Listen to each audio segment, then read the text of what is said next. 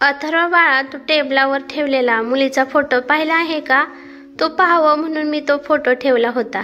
आईचं बोलणं ऐकून अथर्व आईवर रागाला गेला आणि म्हणाला की आई, तुला किती वेळा सांगितलं आहे की मला आताच लग्न करायचं नाही? अरे अथर्व, तुझ्या वयाकडे तू बघ. तुझं वय आता 30 वर्ष होत आलं आहे आणि अजून तू लग्नाचा विषय टाळत आहेस. अरे काही वर्षाने तू म्हातारा दिसशील.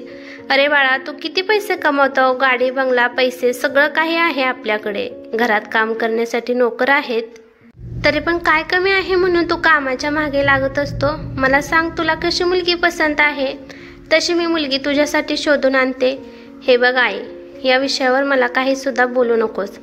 तुझ्याकडे दुसरा विषय असेल तर बोल, नाही तर गप्प बस. आपल्या मुलाचं बोलणं ऐकून सुमित्रा ताई रडू लागल्या आणि म्हणाल्या की आपल्या आईला उलट बोलत आहेस? असे संस्कार मी तुला दिले आहेत का? आई, हे काय बोलत आहेस? अथर्वला राग आला आणि गाडीची चावी घेऊन पाय आपटून तेथून तो निघून गेला. गाडी चालवत असताना अथर्व विचार करू लागला की ही आई अशी कशी आहे? प्रत्येक वेळी माझ्या लग्नाचा विषयच का काढत असते?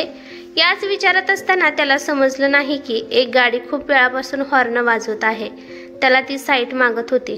अथर्वने त्या गाडीकडे पाहिले तर त्या गाडीमध्ये खूप सारे गुंडे होते.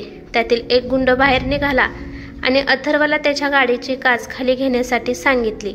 लगेचच त्या माणसाने अथर्वच्या डोक्यावर बंदूक ठेवली. अथर्व खूप घाबरला आणि घाबरत म्हणाला की तुम्हाला काय पाहिजे आहे? तो माणूस कठोरपणाने म्हणाला की शांतपणाने आमच्या सोबत चल. दुसरा माणूस आला आणि त्याने लगेचच त्याच्या तोंडावर स्प्रे मारला. त्यामुळे अथर्व बेशुद्ध झाला. जेव्हा तो शुद्धीत आला तेव्हा एका खंड रूम मध्ये बंदिस्त झाला होता. त्याचे हातपाय दोरीने बांधले होते. गुंड आपापसात बोलत होते की चला लवकर, उशीर होत आहे, याला मंदिरात घेऊन चला. अथर्व म्हणाला की मंदिरामध्ये का नेत आहात? अथर्वला काही विचार करण्याची संधीच मिळाली नाही. त्या गुंडांनी अथर्वला एका जंगलामध्ये एका मंदिरामध्ये घेऊन गेले. त्याने तिथे पाहिले की एक मुलगी नवरीच्या रूपात डोक्यावर पदर घेऊन तिथे बसली होती. अथर्वला त्या मुलीशी काही घेणे देणे नव्हतं. तो विचार करत होता की आज दिवस खूपच खराब आहे. आईसोबत भांडण करून चूक केली आहे. जर इथे लग्न होत असेल आणि यांना आर्थिक मदत असेल तर मी यांना मदत करायला तयार आहे. एक गुंड अथर्वच्या समोर आला आणि त्याच्या तोंडाकडे पाहत म्हणाला की आता या मुलीच्या शेजारी जाऊन नवरदेवाच्या जागी जाऊन बस. या गुंडाचं बोलणं ऐकून अथर्व आश्चर्यचकित झाला. त्या गुंडाने त्याला ढकलून तिथे बसायला सांगितलं. एक गुंड म्हणाला की व्यवस्थित बसतो का नाही का? उडवू बनतो का नाही तुला? या मुलीच्या शेजारी बसण्याव्यतिरिक्त अथर्वला दुसरा कोणताच मार्ग दिसत नव्हता. पंडित पण घाबरत मंत्र उच्चारण करत होते. जबरदस्तीने त्या मुलीसोबत अथर्वचं लग्न लावण्यात येत होते. या दरम्यान अथर्वला समजलं की या मुलीचं नाव विद्या आहे. त्या गुंडामधील एक माणूस बोलत होता. कदाचित तो विद्याचा जवळचा नातेवाईक होता. तो अथर्वला म्हणाला की आजपासून तुम्ही दोघे नवरा बायको आहात. हे बघ, ही मुलगी खूप चांगली आहे. आजपासून ही तुझी बायको आहे. ही तुझं प्रत्येक म्हणणं ऐकेल. अथर्व त्याच्या जागेवरून उठला आणि म्हणाला की हे सगळं सोडा. मला हे सांगा की तुम्ही सगळे कोण आहात आणि माझं लग्न असं अचानक का केलं आहे? मी तुम्हाला ओळखत पण नाही. त्या गुंडामधील सोपा नावाचा एक गुंड म्हणाला की हे बघा, ही मुलगी खूप संस्कारी आहे, शिवाय शिकलेली आहे, सुंदर आणि घरातील तिला प्रत्येक काम येते. अथर्व म्हणाला की पण हे सगळं योग्य आहे का? जर तुम्हाला हिचं लग्न माझ्यासोबतच लावायचे होते तर तुम्ही स्थळ घेऊन आमच्यासाठी घरी यायचे असते. एका गुंडाला खूप राग आला. तो म्हणाला की गप्प बस. गुंड सोपान म्हणाला की हे बघा, या मुलीची मामी खूप वाईट आहे. ती या मुलीला कोणाला तरी विकणार होती आणि हे सगळं मला पाहवलं नाही. ही खूपच गुणी मुलगी आहे. मी पण हिचा कोणी सख्खा नाही. मी हिचा शेजारी आहे. तिच्यावर होणारे अत्याचार मला त्रास देत होते आणि तू पण खूप चांगला आहे. तुझ्याबद्दल सगळी कुंडली माझ्यापाशी आहे. तू चांगला कमवत आहे, संस्कारी आहेस आणि हिच्या लायकीचा सुद्धा आहे. त्यामुळे तुम्ही दोघे एकमेकांना एकदम शोभून दिसत आहात. अथर्व म्हणाला की या सगळ्यात मला तुम्ही का अडकवलं आहे? सोपान रागात म्हणाला की हे बघा, ही मुलगी गावंढळ नाही, अडाणी नाही, सर्व गुण संपन्न आहे. मी हिला माझी बहीण म्हणून घरी घेऊन गेलो असतो, परंतु माझाच कुठे पत्ता नाही. कधी पण मला पोलीस पकडून घेऊन जाऊ शकतात. माझ्या मागे हिला कोणी सुद्धा पाहणार नाही. आणि हो, आता माझ्याकडे जास्त वेळ नाही. हिची काळजी घे. हिची जर काळजी नाही घेतली तर मी तुला चांगलाच धडा शिकवीन. तिच्या खडूस मामा मामीला जर हिचा पत्ता लागला तर हिची काही खैर नाही. त्यानंतर सोपान विद्यापाशी आला आणि तिला एक लिफाफा देत म्हणाला की ताई, हे धर तुझ्यासाठी आणि जर देवाच्या मनात असेल तर आपण अजून एकदा भेटू. विद्या गोड आवाजात परंतु हळू म्हणाली की सोपान दादा, यामध्ये काय आहे? सोपान म्हणाला की काही नाही ग, यात अथर्वाच्या घराचा पत्ता आणि तुमच्या लग्नाचे प्रमाणपत्र आहे. तिच्या डोक्यावरून हात फिरवत जड आवाजात सोपान म्हणाला की खुश राहा. विद्या पण सोपानच्या गळ्यात पडून रडू लागली. तिला असे वाटले की खरंच आपण आईबाबांपासून दूर चाललो आहे. सोपानने अथर्व आणि विद्याचा हात एकमेकांच्या हातात दिला. त्याचा स्पर्श झाल्यावर विद्या एकदम घाबरली, परंतु तिने लगेचच त्याचा हात घट्ट पकडला. कारण तिला कळाले होते की या पूर्ण दुनियामध्ये आता तिचा हक्काचा नवरा फक्त हाच आहे. इकडे अथर्व विचार करतो की आता हे जे काही झालं आहे याच्यापासून पिच्छा कसा मिळवायचा. असं पण कुठे विवाह होत असतो का? मी तिला पाहिलं नाही, तिने मला पाहिलं नाही. तिचा परिवार कोण आहे माहीत नाही, ती कशी आहे हे पण माहीत नाही. फक्त माझ्यावर बंदूक ठेवून तिच्यासोबत लग्न करायला लावले आहे. माझा आणि हिचा काही सुद्धा संबंध नाही. मनातल्या मनात अथर्व विचार करत होता. पण अचानक त्याला अग्नीच्या कडेला घेतलेले 7 फेरे आठवले आणि म्हणाला की हो, अग्नीच्या साक्षीने आमचे लग्न झाले आहे आणि आता ही साक्षात माझी खरोखरीची धर्मपत्नी बनली आहे. मग हिच्यापासून मी सुटकारा कसा मिळू शकतो? आता काय करू, कुठे जाऊ? सगळ्यांना वाटेल की मी लव्ह मॅरेज केलं आहे. त्यामुळे तर मी लग्नाचा विषय टाळत होतो. आईला काय सांगू? आई माझं म्हणणं ऐकेल का? आणि असं पण या मुलीच्या आगमागं कोण नाही. माझ्या आयुष्यात हे काय नवीन संकट पडलं आहे. जेव्हा पण अथर्व बडबड करत असायचा तेव्हा विद्या त्याचा हात घट्ट पकडत असायची. ते दोघे रस्त्याने चालू लागले. विद्या विचार करू लागते की तोंडावरचा पदर काढून एकदा माझा नवरा कसा दिसतो हे पाहावं. पण नाही, ते काय विचार करतील म्हणून ती शांत बसली. आणि असं पण माझं लग्न यांच्यासोबत जबरदस्तीने लावले आहे, त्यामुळे मला हे सहजासहजी स्वीकारणार नाहीत. ती विचार करते की किती वेळ झाला मी असं चालत आहोत. हे खूप मोठे माणूस आहेत ना, एक रिक्षा किंवा टॅक्सी करायला यांना काय जात आहे. तेव्हा अचानक अथर्व बडबड करू लागला, माझा मोबाईल पण गाडीमध्ये राहिला आहे, नाहीतर मी कोणाची तरी हेल्प घेतली असती. अथर्व त्याच्या हाताकडे पाहू लागला आणि म्हणाला की ही काय नवीन मुसीबत माझ्या आयुष्यात आली आहे. हिने हात माझा असा पकडला आहे की जणू आम्ही 7 जन्म एकत्रच राहणार आहोत. अथर्व स्वतःला सावरून हळूच तिला म्हणाला की माझा हात सोडती का? मी इथे एका जागी फोन करून येतो. पहिल्यांदाच अथर्व तिला बोलला होता म्हणून तिने त्याचा हात लगेच सोडला. पलीकडच्या हायवे रोडवर फोन करण्यासाठी अथर्व गेला, पण तिथे लगेच एक टॅक्सी आली आणि टॅक्सीला हात करून लगेचच अथर्व तेथून निघून गेला. बिचारी विद्या त्याची वाट पाहत बसली. खूप वेळ झाला अथर्व आला नाही म्हणून विद्या खूप घाबरली. ती विचार करते की ते ठीक असतील का? कदाचित मला इथे सोडून निघून गेले असतील का? नाही, ते असे का करतील? पण करू पण शकतात, कारण का ते माझे कोणी सख्खे नाहीत. त्यानंतर विद्याचं मन सांगू लागलं की त्याचं आणि माझं लग्न झालं आहे आणि ते पण जबरदस्तीने, तर मग तो या लग्नाला कसा म्हणू शकतो? विद्याने तिच्या तोंडावरील पदर काढला आणि इकडे तिकडे पाहू लागले. तेव्हा तिच्यासमोर एक भिकारी येऊन उभा राहिला आणि तिच्याकडे विचित्रपणाने पाहू लागला. त्या भिकारीला पाहून विद्या खूप घाबरली. तिने डोळे बंद केले. तेव्हा तिला अचानक आठवलं की सोपानने तिला एक लिफाफा दिला होता. तिने जेव्हा तो लिफाफा उघडला तर त्यात खूप सारे पैसे आणि तिच्या नवऱ्याचा पत्ता आणि नंबर पण होता.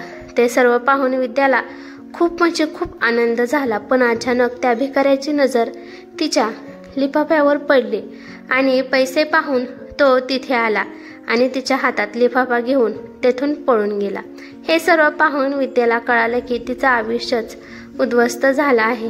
त्याचा नंबर आणि त्याचा ॲड्रेस कसा शोधू विचार करत करत तिला चक्कर येऊ लागली आणि ती जोरात खाली पडली. जेव्हा तिला शुद्ध आली तेव्हा तिच्या शेजारी एक ऑटोवाला होता.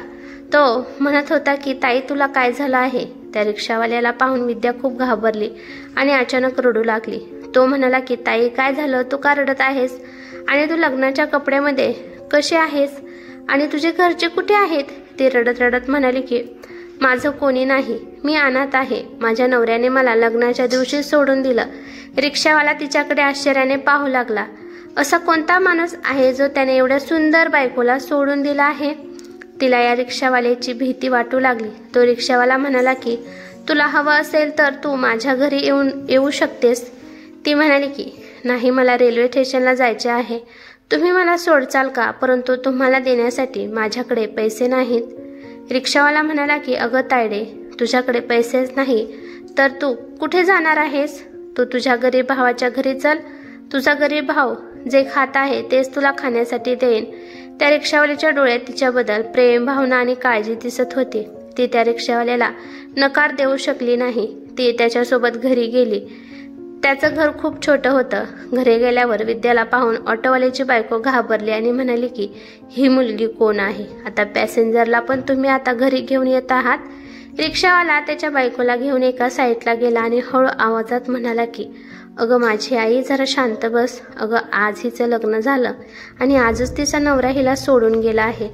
हिच्यापाशी काही पैसे आणि नवऱ्याचा पत्ता होता, तो पण एक चोर घेऊन पळून गेला.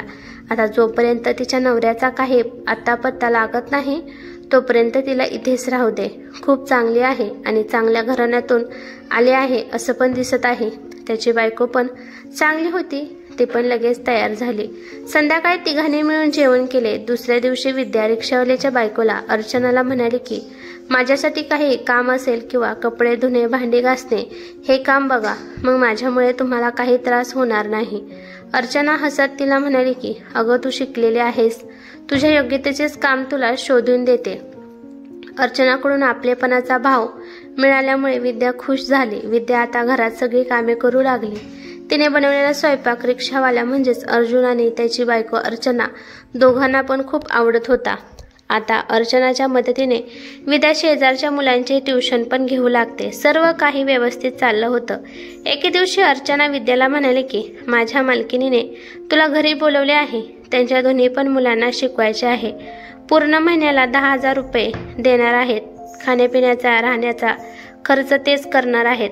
विद्याने हात जोडून देवाचे आभार मानले. दुसऱ्या दिवशी सकाळी विद्या लगेचच उठली. तिने सगळा नाश्ता, जेवण बनवले. अर्चना उठली आणि म्हणाली बाळा, तू सगळं काम केलं, आणि तिच्या डोक्यावरून हात फिरवला. नाश्ता करून दोघी लगेचच निघाल्या. तिथे गेल्यावर विद्याने पाहिलं की घर खूप आलिशान होतं. 2 मजली घर होतं. अर्चना विद्याला सांगू लागली की खालच्या मजल्यावर सुमित्रा मालकीन राहतात आणि वरच्या मजल्यावर त्यांची बारकी जाऊ सावीबाई राहतात. खूप चांगला परिवार आहे. त्यानंतर त्या दोघी आतमध्ये गेल्या. सावीबाईने जेव्हा विद्याला पाहिलं तेव्हा त्या म्हणाल्या काय नाव आहे? तर विद्या म्हणाली की माझं नाव पारू आहे. अर्चना आश्चर्याने तिच्याकडे पाहू लागली. सावीबाई म्हणाल्या की अर्चना म्हणत होती की तू खूप शिकली आहे, ग्रॅज्युएशन पूर्ण केलं आहे. चांगली गोष्ट आहे. तू जर मन लावून काम केलं तर आम्ही तुला अजून पगार देण्यासाठी तयार आहे. शिवाय तू इथे येऊन राहू सुद्धा शकते. अर्चनाने सांगितलं आहे की तू यांच्या पाहुण्यातलीच आहेस. तू आणि अर्चना मिळून तुझं सामान घेऊन या. समोरील रूम तुझ्यासाठी खाली करून देतो. सामान घेण्यासाठी त्या दोघी घरी आल्या. अर्चना विद्याला म्हणाली की तू तुझं खोटं नाव का सांगितलं? ती म्हणाली की असं केल्यामुळे माझा भूतकाळ झाकून जाईल. कारण विद्याच्या मनात अजून पण तिच्या मामीची भीती होती की ती कुठून पण तिला शोधून काढीन. तिथे गेल्यावर विद्याने लगेच सगळ्यांची मने जिंकली. ती खूप सुंदर सुंदर कपडे घालू लागली आणि मग ती खूपच सुंदर दिसू लागली. ती सुमित्राबाईच्या जावेच्या मुलांना शिकवत होती. त्यांना इंग्रजीमध्ये बोलत होते. सुमित्राबाईला आश्चर्य वाटायचं की ही तर गरीब घराण्यातील असू शकत नाही, ही तर चांगल्या घरातील दिसत आहे. एके दिवशी सावीबाईची मोठी जाऊ सुमित्राबाई म्हणाल्या की अगं सावी, ही मुलगी किती सुंदर आहे आणि ही गरीब घराण्यातील दिसत पण नाही. माझ्या घरी पण पाठवू जा. हवं असेल तर मी हिला पैसे देण्यासाठी तयार आहे. आता हळूहळू विद्या सुमित्राबाईपाशी पण जाऊन राहू लागली. सुमित्राबाईला विद्या फार आवडली. सुमित्राबाईचं कशात तरी ऑपरेशन झालं होतं. त्यामुळे सावीबाईंनी सुमित्राबाईच्या घरी तिला पाठवायचे ठरवले. त्यांच्या मुलाच्या रूममध्ये म्हणजेच अथर्वच्या रूममध्ये जाऊन त्याला चहा देण्यासाठी सांगितलं. अचानक अथर्वच्या रूममध्ये जाऊन ती म्हणाली की चहा घ्या सर. तिचं बोलणं ऐकून अथर्वला काहीतरी आठवलं. त्याला समजले की आईने घरात कामवाली ठेवली आहे. त्याने जेव्हा विद्याकडे पाहिलं तेव्हा त्याला आश्चर्य वाटलं, कारण ती मुलगी खूपच सुंदर दिसत होती. तिचे गोरेपान शरीर, हरणीसारखे डोळे, मुलायम त्वचा, लांब केस, सरळ नाक, खूपच आकर्षक ती मुलगी दिसत होती. अथर्व तिच्याकडे टक लावून बघत होता. विद्याला राग आला, परंतु तिला जास्त वाईट वाटलं नाही, कारण का त्याचं बघणं तिला आवडत होतं. ती घाबरत म्हणाली की चहासोबत तुम्हाला काही पाहिजे आहे का? तो म्हणाला की नाही. ज्या दिवशी अथर्वने त्याच्या बायकोला भर रस्त्यावर सोडलं होतं तेव्हापासून त्याला चैन पडला नाही. त्याला वाटत होतं की कुठे गेली असेल ती, तिला खायला प्यायला भेटत असेल का. तो फक्त विचारच करत नव्हता, तर त्याने तिला खूप जागी शोधलं, पण ती त्याला कुठेच सापडली नाही. आणि या जबरदस्तीच्या लग्नाबाबतीत तो कोणाला सांगू पण शकत नव्हता. त्याला राहून राहून तिची फार आठवण येत होती आणि त्याची आई लग्न कर म्हणून त्याच्या पाठीमागे लागत होती. तो खूप टेन्शनमध्ये होता, परंतु आज या नवीन कामवालीला पाहून त्याच्या मनात काहीतरी हलचल झाली होती आणि तो हसू लागला. कारण त्याची आई त्याला खूप सुंदर सुंदर मुली दाखवत होती, परंतु त्याला एक पण पसंत नव्हती. परंतु आज या कामवालीला पाहून त्याच्या मनामध्ये घंटी वाजली होती. दुसऱ्या दिवशी त्या घरात खूप गडबड सुरू होती. विद्या सगळ्यांचं काम करत होती, कारण त्या दिवशी अथर्वचा बर्थडे होता आणि घरात मोठी पूजा ठेवली होती आणि संध्याकाळी पार्टी सुद्धा ठेवली होती. सावीबाईंनी तिला एक मस्त ड्रेस घालण्यासाठी दिला. तो ड्रेस विद्याला फार आवडला. संध्याकाळी त्या ड्रेसमध्ये जेव्हा सगळ्यांनी तिला पाहिले तेव्हा पाहतच राहिले, कारण कोणालाच वाटत नव्हतं की ही कामवाली आहे. बर्थडे पार्टीमध्ये अथर्वचा पूर्ण फ्रेंड ग्रुप आला होता. त्यामध्ये अथर्वच्या वडिलांच्या मित्राची एक मुलगी पण होती. ती नेहमी अथर्वच्याच बाजूला असायची.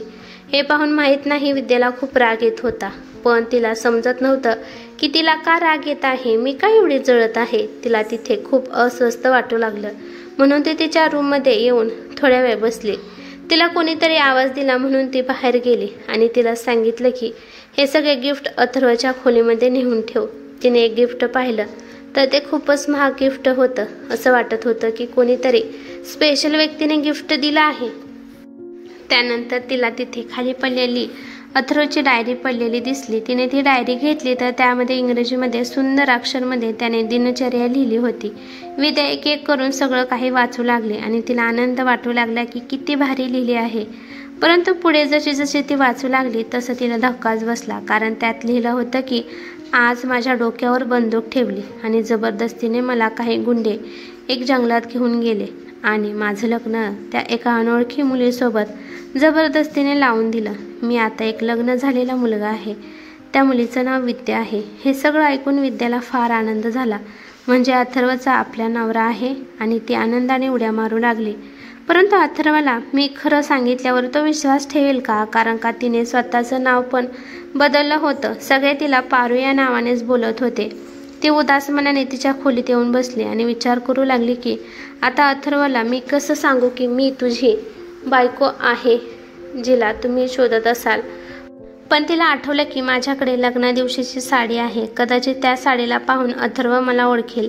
त्या दिवसापासून विद्या विचार करू लागली की कसं पण करून अथर्वला तिचं खरं रहस्य सांगावं. आणि एके दिवशी तिला तो मौका भेटला. त्या दिवशी कोणाचं तरी लग्न होतं म्हणून पूर्ण परिवार त्या लग्नामध्ये गेला होता आणि त्या दिवशी अथर्वला ताप होता म्हणून तो एकटाच घरी होता. म्हणून लग्ना दिवशी घातलेली साडी विद्याने घातल्याने अथर्वच्या रूममध्ये गेली. अथर्वने पाणी मागितलं तर लगेच तिने ते पाणी अथर्वला दिले आणि अथर्व तिला म्हणाला की अगं पारू, हे काय नाटक लावलं आहेस, आज तुझं लग्न आहे का, एवढी नटून आली आहेस. मला माहीत आहे तू खूप सुंदर आहेस, एवढं नटण्याची काही गरज नाही. पारू, तुला ऐकायला येत नाही का. विद्या हळूच म्हणाली की मी पारू नाही, मी तर विद्या आहे. अथर्व तिच्या साडीकडे आश्चर्याने पाहू लागला आणि तिचा तो आवाज आणि तिचा तो पदर, त्याला समजलं की ही तर तीच विद्या आहे जिच्यासोबत माझं लग्न झालं आहे. त्यानंतर एक एक करून विद्या त्याला सगळं काही सांगू लागली. ती म्हणाली की माझे आई वडील खूप श्रीमंत होते. का विमान दुर्घटनेत ते दोघे पण देवाघरी गेले तेव्हापासून मला मामा मामीने वाढवले. मामा मामी माझ्यावर खूप अत्याचार करत होते. ते मला कोणाला तरी खूप मोठ्या रकमेमध्ये विकणार होते. परंतु आमच्या शेजारी सोपा नावचा एक टवाळखोर मुलगा होता, परंतु त्याने मला बहीण मानलं होतं. तो भावाप्रमाणे मला वागवत होता. त्याला माझं दुःख भोगवलं नाही, त्यामुळे त्यांनी जबरदस्तीने तुमच्यासोबत माझं लग्न लावून दिलं. तोपर्यंत तिथे सुमित्राताई आल्या आणि आपल्या मुलाच्या शेजारी विद्याला पाहून त्यांना धक्का बसला आणि त्या विद्याला म्हणाल्या की इथे माझ्या मुलासोबत काय चाळे लावले आहेत.